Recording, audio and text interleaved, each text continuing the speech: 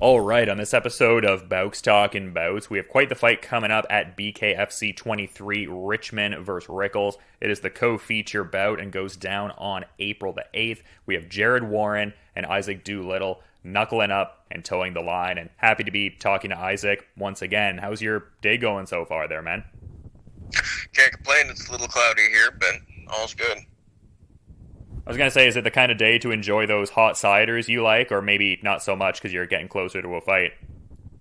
Oh yeah, I had one today, but now I'm fixing my shop up, so it's gonna be. I'll need a couple of those. Yeah, I mean, you always have a lot of different things on the go from what I've seen too, man. Like, what's the, I guess, latest with the, educational pursuits there and stuff like that? It seemed like you were getting pretty heavy with the schooling there last time we were talking. Like, what's the status with that? Oh no, I graduated. I'm not going back for my master's for a little bit. I've had a little bit too much schooling recently. Yeah, just like the focusing purely on the combat sports pursuits and then maybe, revisit the schooling at like a later point. Is that the just tentative timeline, I guess? Yeah, I started two businesses, so I'm trying to get them up and running. And well, then there's fighting, and technically three businesses, and then there's fighting, so it keeps me busy.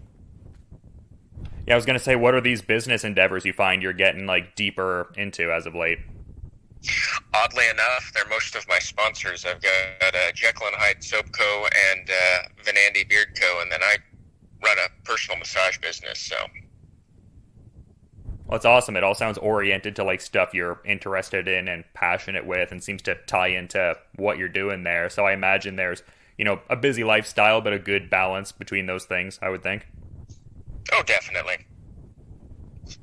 Yeah, that's great to hear, man. And I'm just kind of curious with this one here, too, because at one point I was seeing that there was that, BYB title fight with Joey Angelo on the table there and everything like that, now kind of back to the, BKFC fold and stuff like that. Like, why did that BYB title fight not end up, panning out there, that 185 title fight there? So that was an interesting endeavor. They gave us a call, and since I was getting yanked around by BKFC, I decided, well, they're going to give me a title shot. I'll go with it since Jomi went over to BKFC. And they offered me a contract, and I agreed verbally to fight Joey Angelo. And then BKFC, as soon as they started using the promo, we hadn't signed any contracts. As soon as they started putting my face on promos, BKFC got into tiffy because they were coming back to Wichita, and they wanted me to fight. And they told us that Joey had not one but two contracts with the BKFC that he had signed, and those have no compete clause in them. So he was in a bit of a tangle, and I already verbally agreed to fight Joey, and I told the organization that if I can fight Joey for the title, I will sign the contract, because I already agreed. I'm a man of my word. But if not, I'm going to go with BKFC. They're currently offering me more money. They're offering me in a open card scoring state. All the things that I kind of want and need. And they could not settle on giving me Joey as my opponent, so I'm not going to sign up for an unknown opponent at this high in the game. Yeah, you talk about the importance of the open scoring in there, though. Is that something you've really wanted to have kind of interwoven in combat sports for a while? Because in most sports, it's like you have a running count of where, each sides of this situation are at, but not a thing in combat sports. So, like, how much is the open scoring something you would really like to be a part of? It seems like it's pretty big for you. Oh, that's huge. I have been in so many fights with hometown heroes, and I have absolutely dominated them every single round, and then it goes to the judges, and I've lost unanimous decision. How? I was on mount just destroying this guy. How did I lose any round, let alone all of the rounds? So open scoring, it's kind of nice, because you can see it as you go. Okay, I need to pick up the pace. Okay, I'm safe. You can game plan off of it, and it's a lot harder to pull the wool over people's eyes.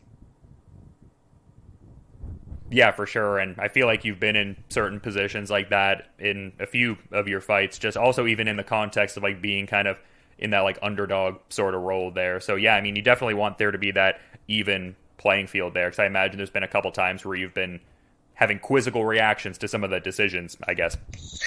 Oh yeah, with Boss Hog, the last round we knew we were safe. So I'd already taken a lot of body damage, so we stayed on the outside. For Jay Jackson, we knew it could possibly go to a decision. I could lose if I got knocked down, but I could win the whole thing if I actually came out strong. So I came out like a bat out of hell in the 5th round.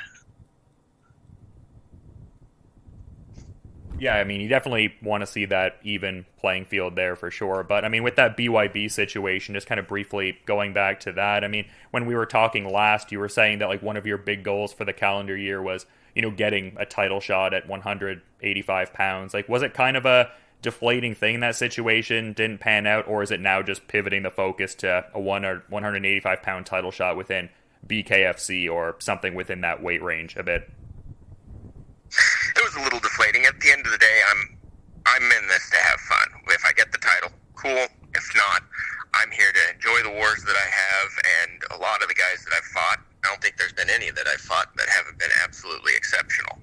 So I'm here to have fun, and when I can do it in my home state under open scoring, and I just enjoy it. There's no point in traveling. There's no point in getting out of my backyard until somebody gives me a reason to. The belt's nice, but BKFC is just a little bit bigger. And we were just talking about how sometimes you're like the away player and stuff like that. Like, are you feeling, I guess, I mean, obviously you're motivated in general, but is there like an extra emboldenment here just knowing you're going to be like the partisan favorite when you compete? Actually, no, it's a little more nerve-wracking. I like being the underdog that nobody likes, because then if you lose, you lost. Everybody thought you were going to lose, but if you win, you do the upset. I think there's a fair bit of like parity within the fight itself, though. So does that kind of like stymie those feelings a little bit? Like, I imagine this one would be, I mean, I haven't like checked the odds necessarily, but I would think it would be pretty close to like even money, just considering you guys are ranked like pretty high within the top 5 there. Oh yeah. It was Boss Hog was supposed to steamroll me, then Jay Jackson was supposed to steamroll me. We're talking about Captain Concussion here. He's already had 3 first-round knockouts. Dude's an absolute monster. So I'm pretty sure there's going to be a lot of people thinking he's just going to drop me in the first round. And again, just with like the rankings considered, like maybe not the next crack at the title per se, but I imagine the winner of this would be positioned quite favorably for maybe like even a subsequent, you know, title opportunity after whoever Lorenzo Hunt is going to be competing against there. Yeah, he's going up against Riggs, so I'm assuming the winner of this is going to go up against him next.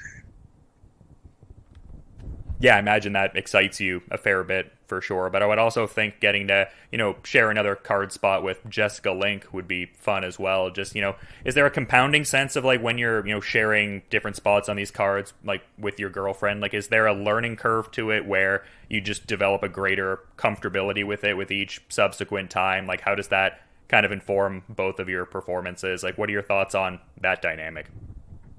Oh no, I don't like it in the slightest. Now I can see why people were like, "Oh, you be safe out there. I don't want to watch you fight." I used to for the longest time. No, I'm durable. I'll be fine. And then I watch her getting punched. Nope. I will watch the replay. I'm going to be hiding in the back, warming up. I don't need to see that. She doesn't exist until when I go in for the fight. She doesn't exist until after I get done. Yeah, maybe more something to chop it up about after the fight when the dust has settled, as it were.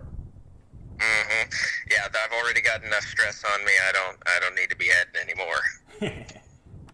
No, that's fair though, man. And we've kind of talked in past about some of the, you know, preparation methodology, just like sparring with the MMA gloves and like big gloves for like keeping the shoulders strong and just different things like that. But like as far as like, I guess, regular sparring partners you're working with, like who do you mostly train with there? Because I imagine it's a curious thing to like curate a bare-knuckle camp, just the obvious issues with like drilling that in a sparring sense. But I mean, you're an experienced guy in this space now, so what does a camp look like, and how do you kind of curate it in the context of sparring partners and all that? Well, with our sparring partners, we were fortunate enough to find a boxing gym nearby, and they've got a big heavyweight. I think he's a 240-pounder, and he's a good southpaw. So he's been thumping me quite religiously for a couple weeks. I do enjoy him. He's big, long, composed. So he's got a little more weight on him than Jared Warren, but Jared Warren's also got a lot more experience on him. So I think it's an okay give and take. Yeah, for sure. And just, looking like a great card here, and like relatively early on in the calendar year. Is there a certain strength of schedule you're looking to have throughout 2022, like an ideal amount of bouts or anything? Well, with the mishaps from last year, we're hoping to at least do 2 or 3. That'd be nice. Getting back in after my injury with my knee. So. Yeah, and how has that all been, just like with the rehabilitation efforts there and stuff like that? Because pretty remarkably, the last time you were out there, there was, a lot of, dealing with that and just, it being the full ACL tear, but just like your musculature kind of kept everything together. Like, how's the wheel feeling nowadays? I mean, it's better than it was. It's not as, I can't say it's 100%, but I don't think it will ever be 100%. Yeah, last fight camp was a disaster between the torn shoulder and the blown out knee. It was interesting, to say the least. But it seems like that kind of stuff, like your, I guess, mental fortitude is what kind of gets you through that and pushes you through. And also, I mean, the like diligent effort with training and just preparing your muscles for that kind of thing. But how much of your mindset is like an attribute that really pushes you through a lot of that? Like, how much of your, I guess, mindset is like an attribute in your fighting?